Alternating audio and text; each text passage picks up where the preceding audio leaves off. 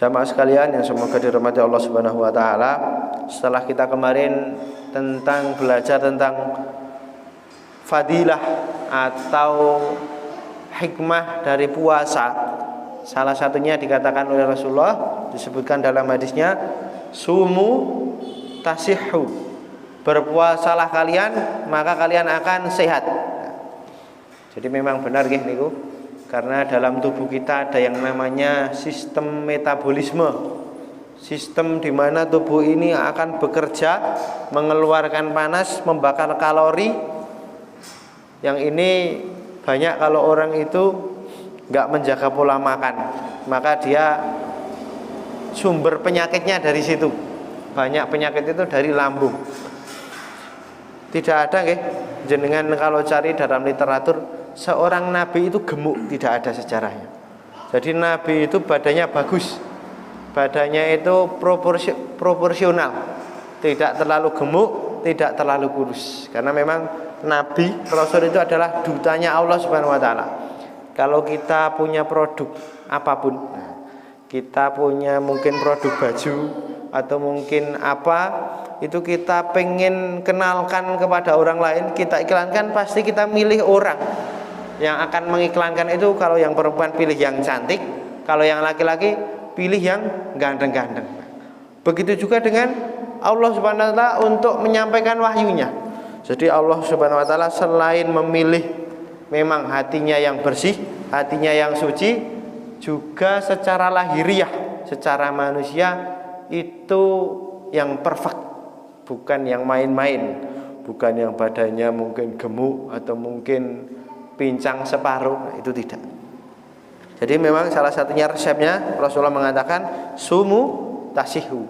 Kalau kalian mau berpuasa maka kalian akan sehat. Nah, di sini banyak terjadi orang-orang yang mereka gemuk, orang-orang yang mereka obesitas gara-gara salah di pola makannya. Mereka akhirnya mengkonsumsi obat-obatan yang mana itu kalau dilihat dari segi kesehatan kadang kurang baik. Di sebuah negara, ada negara Prancis namanya, di situ ada namanya seorang perempuan namanya Luxi kalau nggak salah, kalau saya nggak lupa namanya itu adalah Luxi. Dia umur 36 tahun. Dia memiliki keinginan bahwasanya sebelum ada acara keluarga, 1 bulan sebelum acara keluarga untuk pergi ke pantai, dia pengen sekali badannya ini yang gemuk, karena sudah gemuk punya anak 1, pengen kurus. Karena tidak sabar dengan pola makan diet yang dia lakukan, dia melakukan dietnya itu meminum obat yang mana itu obat penurun berat badan. Ketika kita minum itu 7,5 kilo akan turun dalam jangka waktu 1 minggu. Dan ini obatnya ketika dicek kandungannya itu adalah ada yang namanya di situ DNP. DNP ini sebuah serbuk yang dihasilkan dari Cina, yang ini digunakan oleh orang-orang Perancis pada zamannya di Perang Dunia Pertama untuk meledakkan bom. Dan ini kalau jenengan lihat di obat-obat diet hari ini yang beredar, itu banyak di situ terkandung DNP. Nah, DNP itu singkatannya apa guys? Saya lupa guys. Nah, itu dinamit poel apa nama ada itulah saya lupa. Nah, di situ ada kandungan DNP. Dinitropoel. Nah, nggih, dinitropoel. DNP itu adalah dinitropoel yang ini digunakan oleh orang-orang Prancis, tentara Prancis pada zamannya untuk membuat bom. Hari ini digunakan untuk obat diet. Dan ini banyak nih beredar. Jenengan silahkan cari di marketplace. Jenengan baca, jenengan tulis, itu ada. Serbuk dari Cina. Nah, itu memang digunakan untuk meledakkan bom. Kenapa? Karena memang itu ketika dimakan masuk ke dalam tubuh manusia, itu akan mengakibatkan metabolisme manusia itu cepat sekali. Jadi membakar kalori yang namanya gemuk itu Itu kan memang menyimpan lemak. Lemak itu kan cadangan makanan yang bisa dihilangkan dengan apa? Banyak bergerak, banyak dibakar kalorinya. Nah, di situ ya. Itu ketika minum itu 7,5 kilogram itu bisa hilang dalam waktu 1 minggu. Satu tadi si Luxi tadi makan 1-2, ternyata nggak apa-apa, bisa turun karena pengen cepet. Akhirnya makan 4-6 sekaligus ketika itu juga meninggal dunia. Dan ini banyak yang terjadi diet-diet yang itu terlalu melampaui batas. Di Jakarta juga ada seorang perempuan, saya lupa namanya, kasusnya sudah lama. Itu karena diet ekstrim, dia nggak makan, nggak minum, pengen badannya langsing, badannya indah. Namanya perempuan itu biasanya seperti itu, suka dengan kecantikan. Nah, dia meninggal gara-gara diet ekstrim. Rasulullah SAW sudah memberikan solusi, ya. Sumu tasihu. Kalau kita mau berpuasa rutin, itu hikmahnya salah satunya selain kita mendapatkan ampunan dari Allah SWT, secara duniawi akan menyehatkan badan kita. Nah, maka silahkan banyak puasa tatawu. Nah, yang nanti akan kita pelajari di sini puasa sunnah.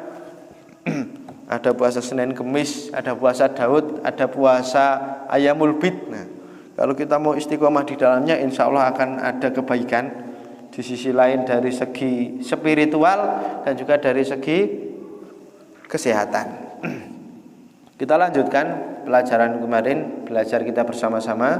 Setelah kemarin kita belajar tentang fadilah atau hikmah dari puasa.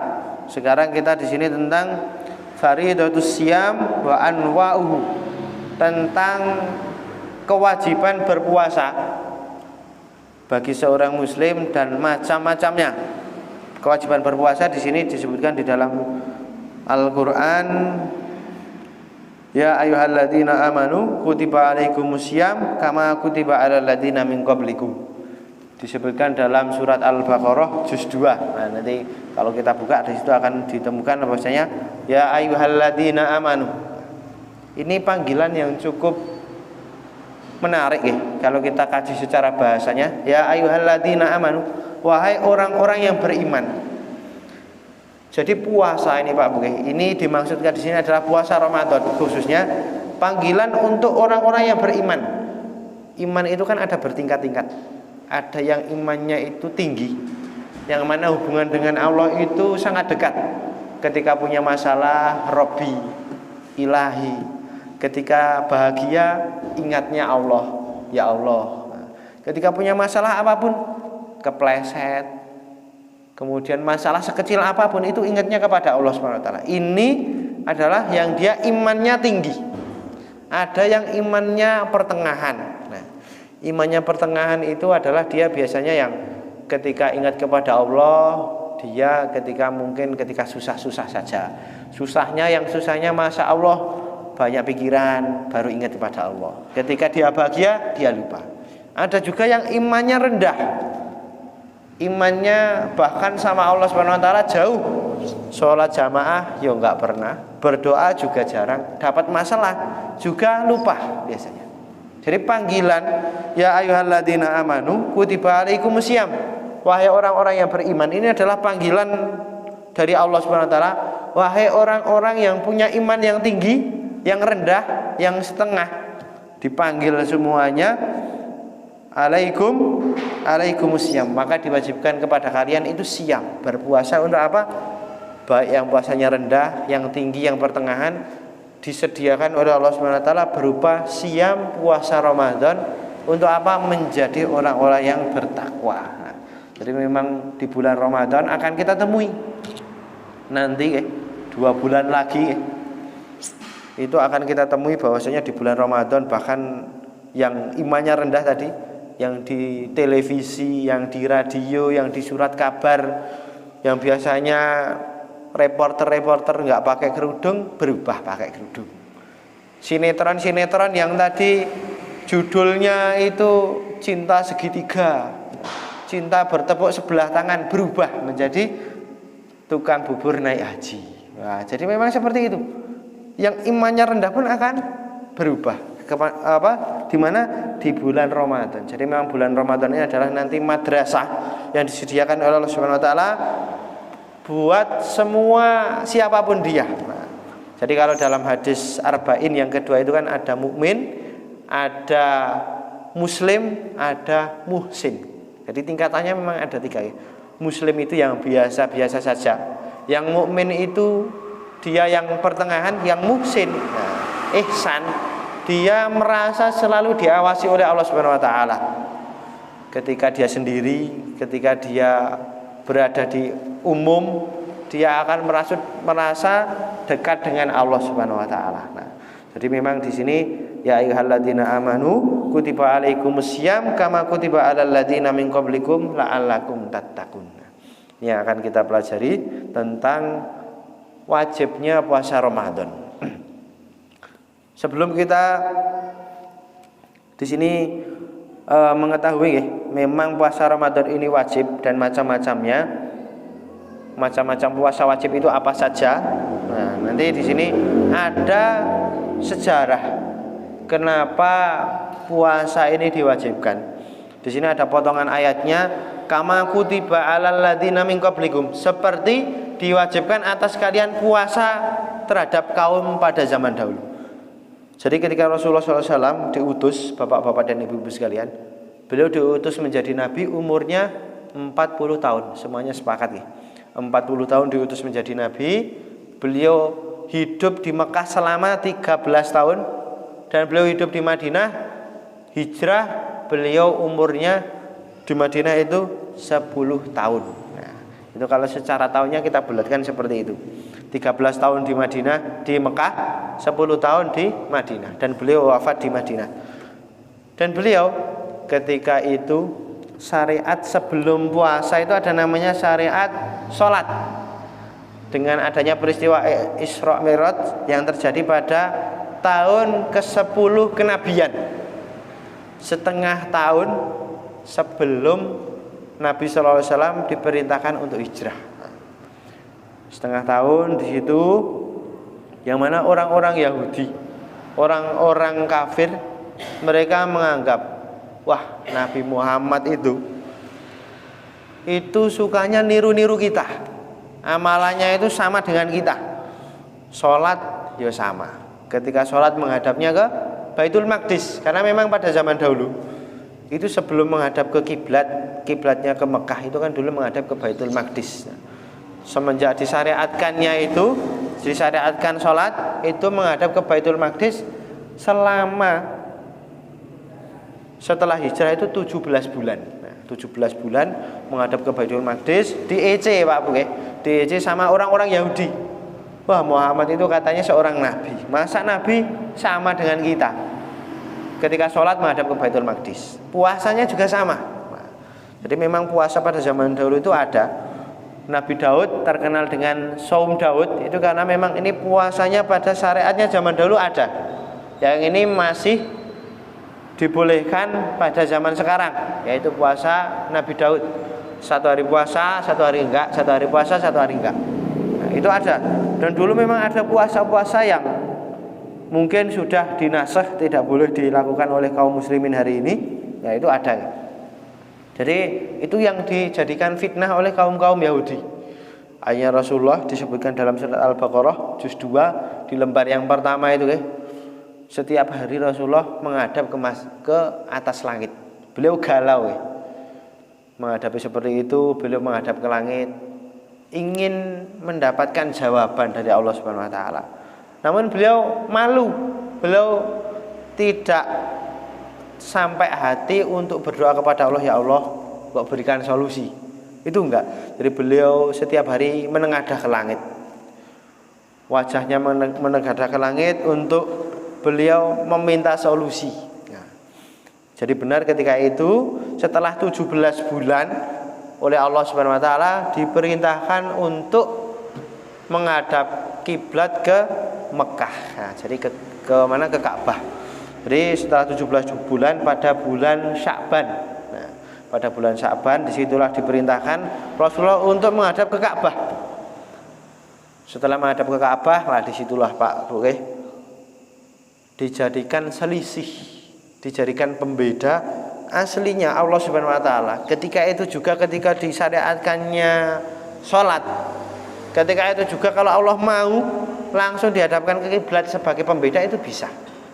Tapi Allah Subhanahu wa taala ingin ada 2 tahun perjalanan untuk prosesi pemindahan kiblat itu agar apa?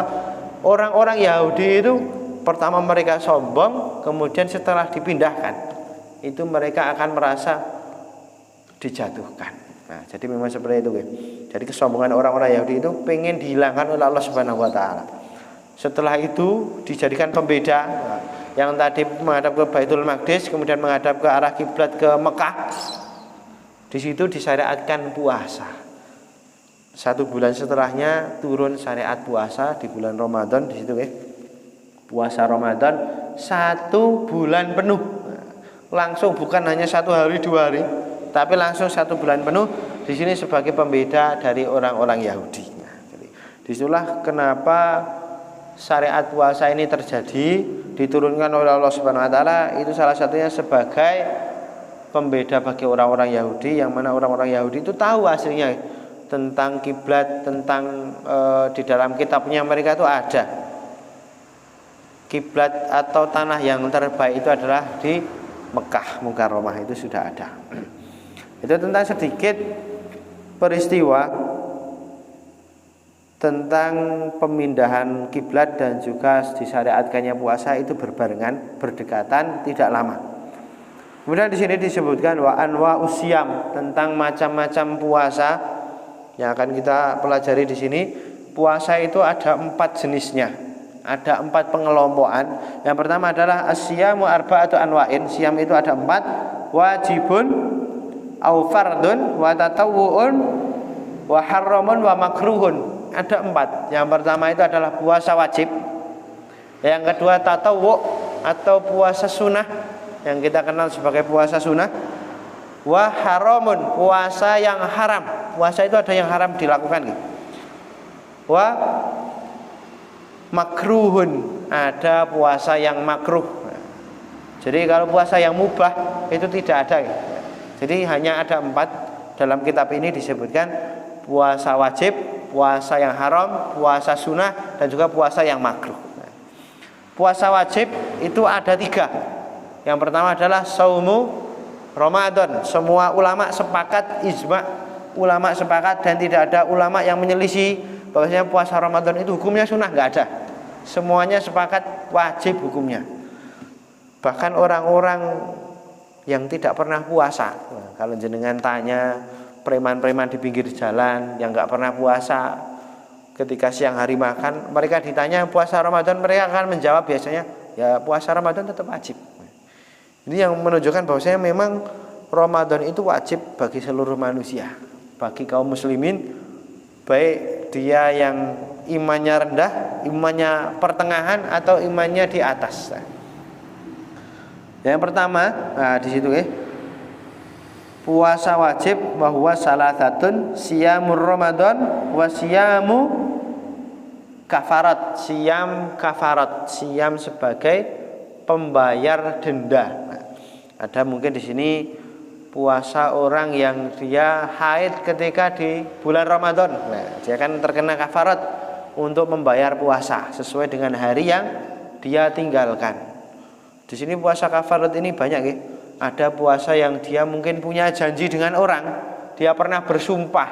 Nah, kalau dia bersumpah dengan menyebutkan nama Allah, ketika dia mengingkari janjinya, dia harus berpuasa, Pak Bu. Harus berpuasa 3 hari. Ada yang mungkin wallahi tahun ini besok, bulan besok, saya akan bersedekah 1 miliar. Nah, kalau ada dia menyebutkan kata wallahi, maka seandainya dia di bulan Sya'ban besok, dia tidak berinfak 1 miliar, padahal dia sudah berjanji, maka dia harus membayar kafarat. Harus dia berpuasa selama 3 hari sebagai bentuk pengingkaran janjinya kepada Allah Subhanahu wa taala. Jadi kalau ada orang berjanji dengan kata wallahi, dengan berjanji wallahi, tallahi, billahi, aku bersaksi, aku berjanji kepada Allah Subhanahu wa taala, aku ingin melakukan sesuatu. Maka ketika dia mengingkarinya, dia harus berpuasa, dia harus membayar kafaratnya. Begitu juga orang yang dia bercampur dengan istrinya di bulan Ramadan. Nah, kalau kemarin ada di medsos itu viral seorang laki-laki, saya lupa namanya, menikah dengan perempuan, tapi malah dia nggak suka dengan istrinya, dia malah milih mertuanya. Nah, itu ada. Bahkan sama mertuanya sendiri diajak untuk bercampur di bulan Ramadan. Nah, itu kan ngeri sekali. Kalau dia melakukannya, maka dia harus membayar kafarat selama 2 bulan berturut-turut berpuasa, tidak boleh pedot. Nah, kalau pedot 1 hari, mungkin sudah 29 hari pedot, di tengah jalan dia harus mengulang lagi dari awal. Itu tentang puasa kafarat yang wajib. Kemudian ada lagi siyamu an-nadar, siyam nadar. Jadi siam nadar ini wajib dilakukan bagi orang yang dia punya keinginan. Karena ini boleh termasuk ngeyel. Nah, di sini ngeyel dengan Allah Subhanahu wa taala. Ya Allah, kalau nanti saya pernah melakukan ini kalau nanti saya lulus tahfidz gelombang pertama, sekali duduk saya akan puasa 3 hari.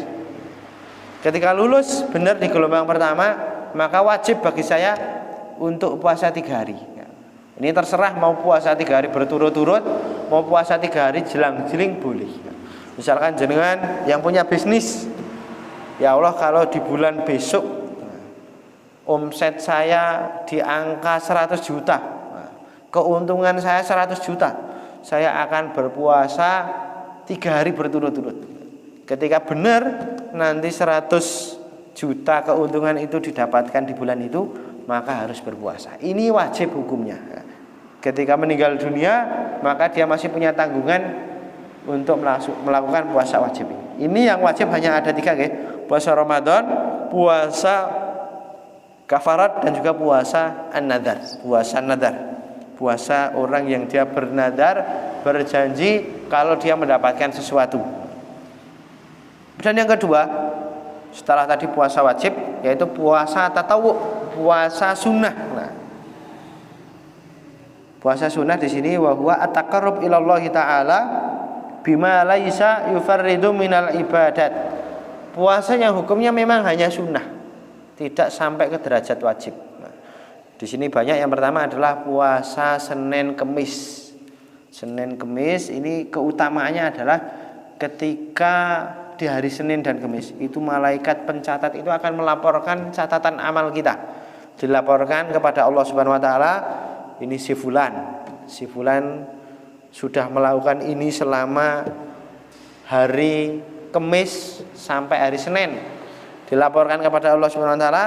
Dan alangkah baiknya, Rasulullah mengatakan kalau tutupan amal itu ditutup dengan laporan amal itu dengan amalan baik.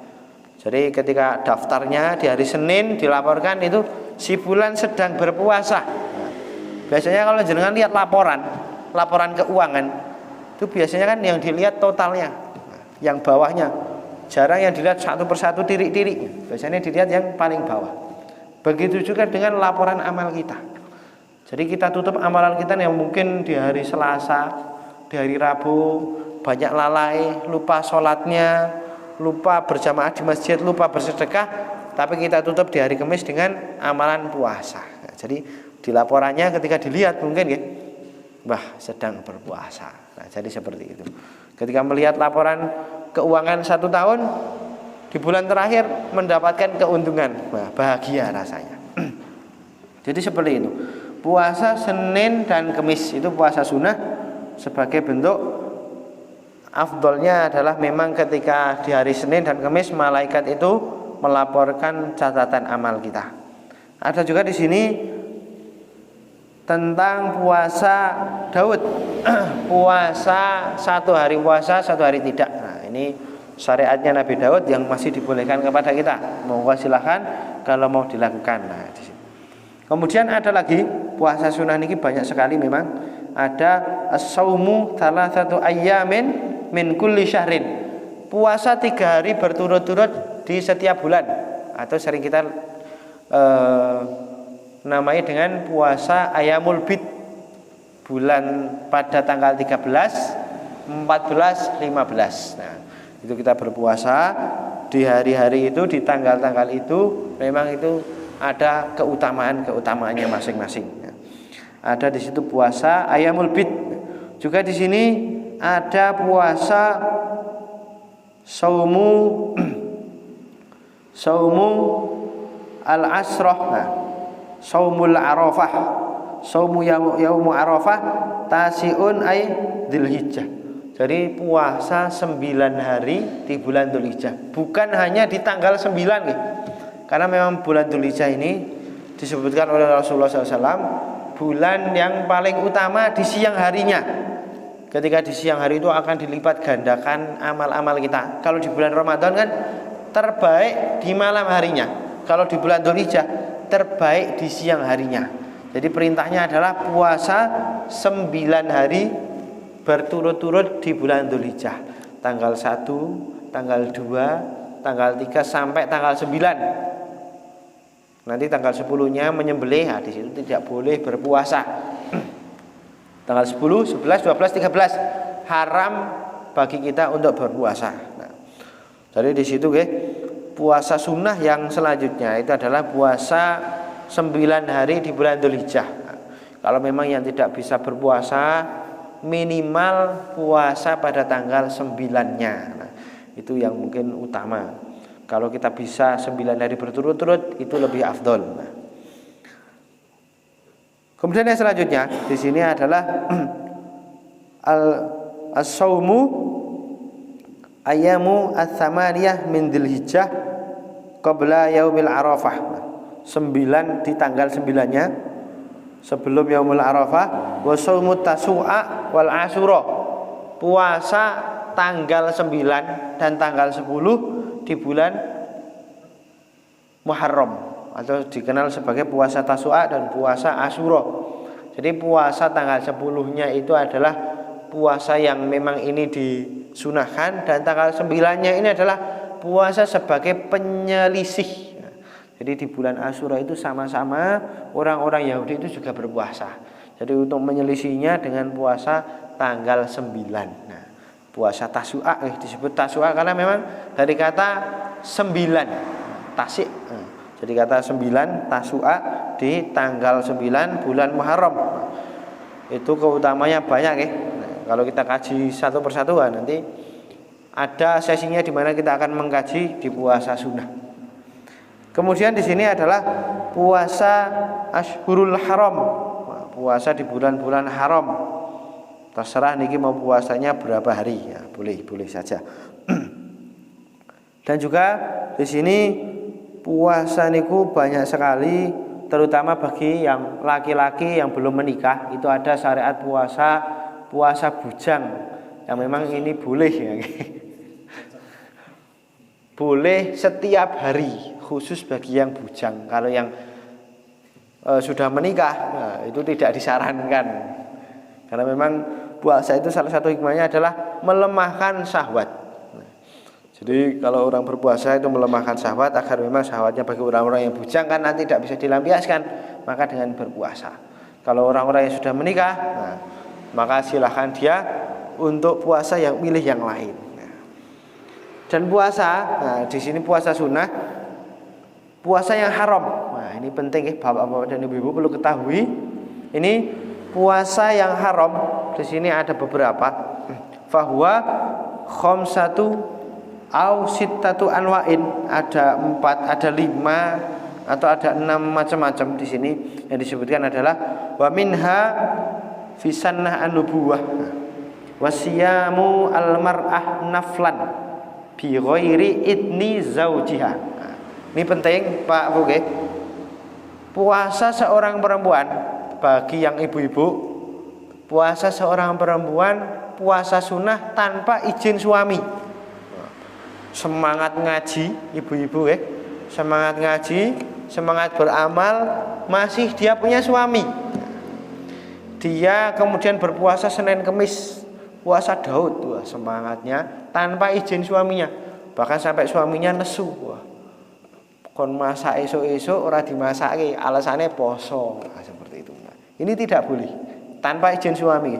Karena memang derajatnya kenapa tidak boleh puasa sunnah? Karena yang sunnah itu sifatnya hanya sunnah. Kalau ada yang wajib maka harus dikalahkan. Sedangkan berbakti kepada suami bagi ibu-ibu niki wajib hukumnya. Bahkan di dalam hadis yang diriwayatkan oleh Abu Hurairah, beliau mengatakan, an Abu Hurairah radhiyallahu anhu qala qala Rasulullah sallallahu alaihi wasallam, lau kuntu amira ahadin.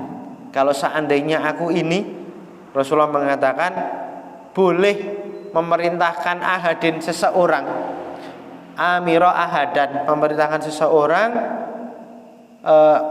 seseorang la amartu mar'atah ayas juda antas juda li zaujiha. Kalau seandainya aku boleh memerintahkan kepada seseorang, maka sebaik-baik yang perintahkan, aku akan memerintahkan wanita itu untuk sujud kepada suaminya. Tapi tidak boleh, karena memang sujud itu hanya khusus untuk Allah Subhanahu wa taala. Tidak boleh seorang manusia sujud kepada manusia yang lain. Kalau boleh, ya, Rasulullah mengatakan di situ ada lamun taukid, la amartu. Nah, aku akan benar-benar memerintahkan. Jadi memang di sini menunjukkan dalam hadis tadi, hadis yang sahih ini, kewajiban wanita kepada suami itu mengalahkan segalanya. Ketika wanita itu sudah menikah, maka berbaktinya yang pertama itu bukan kepada bapak dan ibunya, sudah berganti kepada suaminya. Jadi kalau ada istri yang dia membangkang sama suaminya, maka sungguh dia akan akan rugi dunia dan akhirat. Allah Subhanahu wa taala akan murka kepadanya. Tapi kalau laki-laki, ya, selama hidupnya dia tetap kewajibannya berbakti kepada bapak dan ibunya. Jadi beda laki-laki dan perempuan adalah seperti itu, ya. Ketika perempuan dia berbakti kepada kedua orang tuanya selama belum diambil laki-laki lain, selama belum menikah, maka dia wajib berbaktinya kepada kedua orang tuanya. Surganya masih berada di kedua orang tuanya. Ketika dia sudah menikah, maka dia sudah, pintu surganya berubah kepada suaminya. Sejelek apapun suaminya, senakal apapun suaminya, selama itu sifatnya ketaatan, maka dia wajib taat kepadanya. Nah, jadi memang seperti itu, wanita-wanita yang hari ini mereka bisa punya penghasilan sendiri, kemungkinan besar untuk dia itu membangkang kepada suaminya banyak. Artis-artis yang hari ini kita temui yang mereka bisa mencari uang sendiri, kasusnya banyak. Kawin cerai karena apa? Dia merasa mampu. Karena hakikat kewajiban untuk mencari nafkah itu hanya kepada suami, bukan kepada istri. Istri itu kalau mencari duit, mencari nafkah, itu milik istrinya sendiri, ya. Jadi kalau dia bisa merasa mencari uang, mencari rezeki, ketika dia merasa mampu, mendapatkan suaminya nggak mampu, mendapatkan suaminya kok jengkeli, bisa saja dia akan hengkang semaunya. Nah, jadi seperti itu. Dan bagi laki-laki, jangan mentang-mentang jenengan mendapatkan hadis ini kemudian ketika pulang, Rasulullah mengatakan kalau kamu tak perintah nggak mau, kalau kamu tak, bahkan ketika kamu puasa saja nggak izin sama aku, puasamu akan dinilai sebagai puasa yang haram di hadapan Allah Subhanahu wa taala. Jangan mentang-mentang dengan itu, bapak-bapak sekalian yang laki-laki ini. Karena dengan ketika kita jenengan yang sudah pengalaman, qabiltu nikahaha, sudah mengatakan di depan morotuwa, di depan mertuanya, di depan KUA, mengatakan di situ saya terima nikahnya. Mulai detik itu juga beban dari wanita, beban dosa dari wanita yang tadi kepada bapak dan ibunya itu sudah berada kepada pundak Anda sekalian. Memang kewajiban wanita itu untuk taat. Tapi kalau jenengan tidak bisa membuat wanita yang laki-laki ini, istri-istri kita, istri-istri jenengan nih, karena saya belum punya istri, istri-istri jenengan tidak bisa taat kepada Allah Subhanahu wa taala, itu nanti di hadapan Allah Subhanahu wa taala yang nanti diseret dulu itu bukan istri jenengan, tapi jenengan dulu yang akan diminta pertanggungjawabannya. Jadi memang berat bagi laki-laki Selain dia bertanggung jawab atas dirinya sendiri, dia juga bertanggung jawab atas istrinya dan juga anak-anak perempuannya selama anak perempuan itu belum menikah. Kalau ada perempuan dia kerjaannya juga joget, pamer aurat, kesana kesini gibah, kesana kesini ngerumpi, yang akan ditanya dulu bukan perempuannya tapi suaminya. Jadi memang beratnya laki-laki. Di sisi lain dia mendapatkan keutamaan. Kalau ada seorang perempuan, seorang istri nggak mau taat kepada dia, dia akan diancam dengan neraka. Dan juga seorang suami kalau dia tidak bisa membuat seorang istrinya itu taat kepada Allah Subhanahu wa taala, maka dia juga akan pertama kali dimasukkan ke dalam nerakanya Allah Subhanahu wa taala. Jadi memang ada konsekuensi dan juga ada fasilitas. Nah, jadi sebagai seorang laki-laki berat, guys. Bukan hanya kita menuntut hak, tapi kita harus memberikan kewajiban. Bentuk kewajiban salah satunya yang sering dilupakan oleh manusia, oleh laki-laki adalah memberikan pendidikan agama. Ini banyak lupa.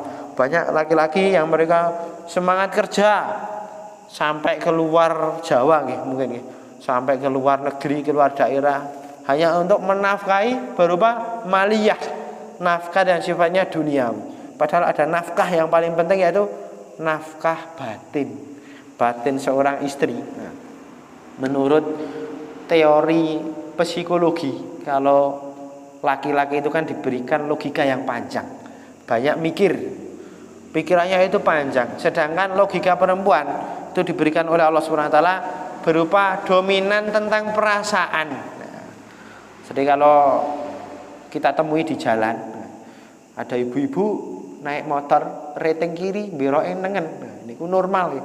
Karena memang dominannya perasaan. Dia untuk melihat jauh ke depan itu sulit. Kalau laki-laki melihat yang di sekitarnya itu susah, dia bisanya melihat yang jauh.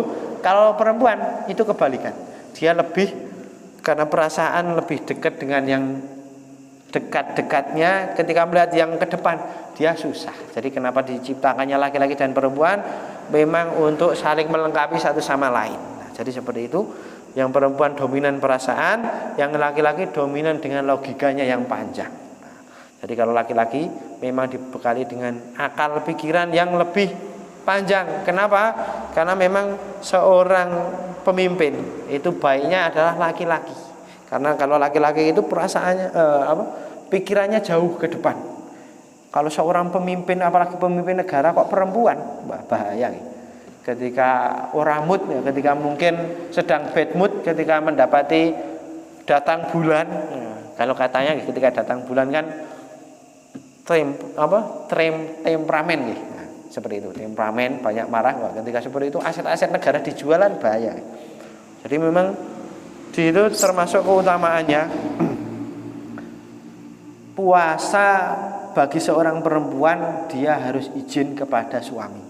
Puasa sunnah. Kalau puasa wajib nggak harus izin. Nah, puasa wajib, puasa mengkodok, puasa kafarat tidak harus izin. Nah, tapi kalau puasa sunnah, puasa Senin Kemis, puasa Daud, puasa Ayamul Bid, dia harus izin suaminya.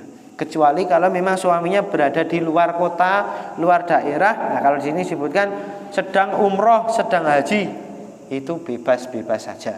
Karena memang tidak ada hak yang harus diberikan ketika di rumah. Jadi memang seperti itu, syariat Islam itu sangat indah sekali ya. Ketika seorang perempuan ketika di rumah, dia harus izin kepada suaminya. Bahkan ketika keluar rumah, dia harus izin kepada suaminya. Karena memang surganya perempuan itu berada di suaminya. Jadi ini perlu ditekankan, perlu disampaikan kepada anak istri kita semuanya, bahwasanya ketika seorang perempuan sudah menikah, maka dia berubah, pintu surganya berada di suaminya. Itu tentang puasa yang haram. Yang pertama adalah puasanya seorang perempuan, puasa sunnah tanpa izin dari suami. Karena memang suami itu adalah hukumnya wajib melayani suami, berbakti kepada suami itu wajib. Kemudian yang selanjutnya, ini yang saya sampaikan sebelum saya tutup karena sudah masuk waktu adzan. Puasanya puasa yaumud dahar, puasa setiap hari tanpa alasan. Kalau yang bujang boleh, karena memang itu ada puasa khusus untuk bujang. Kalau ada yang memang dia semangat puasa setiap hari abadan nih di sini, tidak ada jeda, pokoknya setiap hari puasa, itu tidak boleh. Karena memang di sini puasa itu fungsinya untuk meringankan, dengan puasa setiap hari nanti akan memberatkan. Jadi ini hukumnya adalah haram puasa yaumud dahar. Jadi seperti itu Bapak dan Ibu sekalian, puasa-puasa yang tidak dibolehkan, yang haram ini masih ada beberapa. Puasanya perempuan yang haid dan nifas, puasanya bagi orang-orang yang memang dalam keadaan di hari-hari yang diharamkan, yang mutasri, yang id dan lain-lain, itu memang diharamkan. Mungkin sekian yang bisa kami sampaikan. Sedikit ini semoga bisa bermanfaat bagi kita semuanya, semoga bisa menjadi amal soleh kita semuanya. Okay? Sebelum saya tutup, di sini ada tentang perbedaan pendapat ulama tentang puasa sunnah. Di sini ada pendapatnya Hanafiyah dan Malikiyah. Ketika kita meninggalkan puasa sunnah, jenengan sudah berniat pagi hari untuk puasa Senin Kemis, jenengan tinggalkan itu di tengah jalan, ada orang yang ngajak makan, ayo kita makan yuk. Nah, diajak makan kok kita membatalkan. Menurut Hanafiyah dan Malikiyah harus mengkodok, harus menggantinya. Tapi kalau menurut Syafi'iyah dan Hanabilah itu tidak harus, karena memang puasa sunnah ya hukumnya sunnah. Ketika batal ya sudah nggak apa-apa. Tapi kalau menurut Malikiyah dan Hanafiyah, maka dia harus wajib mengkodoknya. Karena memang kalau orang sudah berkomitmen, maka dia harus menyelesaikan komitmen tersebut. Nah, jadi seperti itu. Monggo kalau ada yang mau ditanyakan dari jenengan, kami persilahkan yang mau bertanya tentang puasa, macam-macam puasa.